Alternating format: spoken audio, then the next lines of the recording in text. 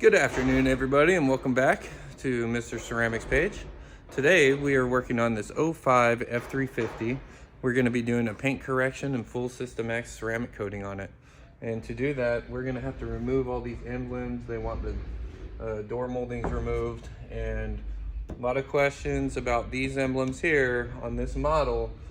Yes, they do have tabs in the back, so there is going to be holes behind on the fender. So what I did on this is use some fishing string, used it behind there, cut the glue off, then was able to get my finger behind, start pulling it back, and bam, popped it off.